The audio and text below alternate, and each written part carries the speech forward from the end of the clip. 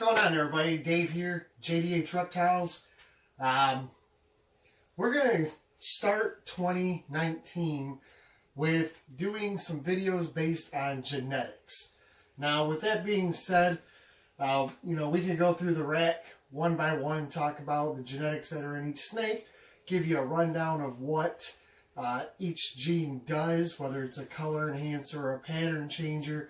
But today I'm going to start off a little different. I want to talk about supers.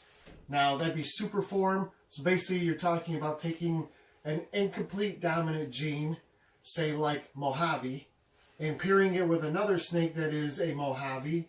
So you take two incomplete dominant genes that are the same, put them together, and that makes a super form, which in that case would be a blue-eyed leucistic super Mojave. You can do this with pastel, where you get a super pastel.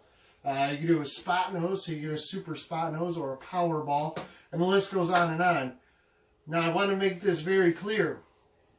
Doing a Mojave to a butter and getting a blue-eyed leucistic is not a super form per se.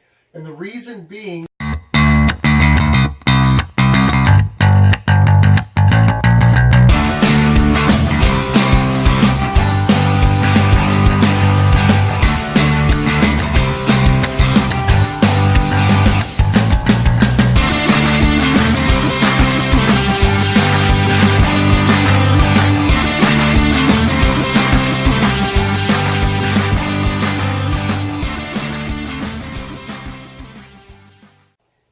alright guys, so this here is our power ball, or our super spot nose. Now, a spot nose is an incomplete dominant gene, and when pairing a spot nose to a spot nose, you can get a super spot nose, again, which is called a power ball. Now, the reason you want to have supers in your collection, the reason why they're so good to have, even in the, we'll call it single form, but it's actually two genes, is because whatever you pair this snake to, all the offspring will have spot nose in it. That's the beauty of working with supers.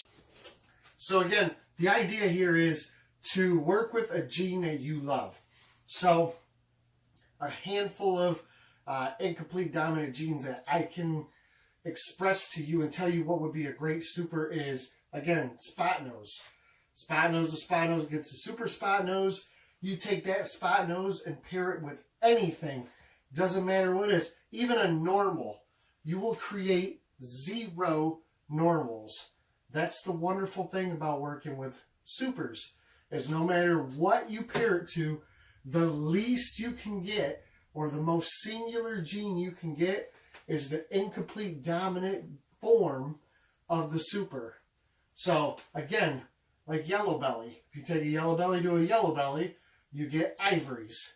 Now, pairing an ivory to anything will automatically make all the offspring at least yellow bellies. And this can be done with super pastels.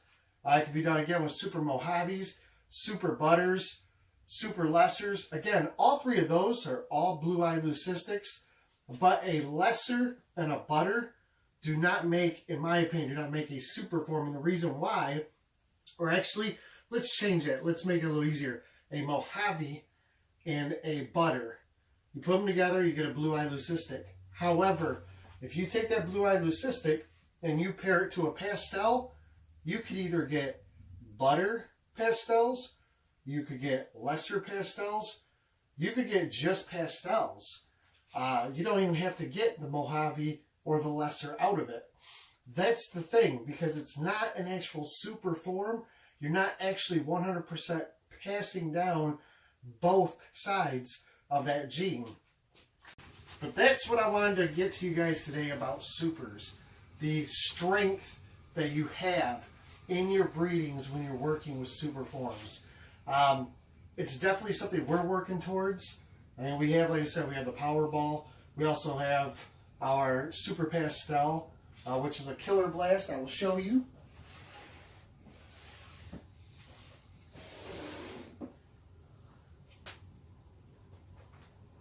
So like right now, we have this male breeder.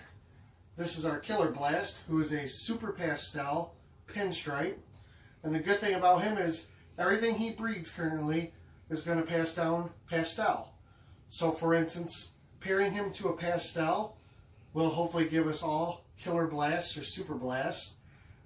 Pairing him to our pinstripe will at least get us the non-super form, which is the lemon blast. So that's the idea here.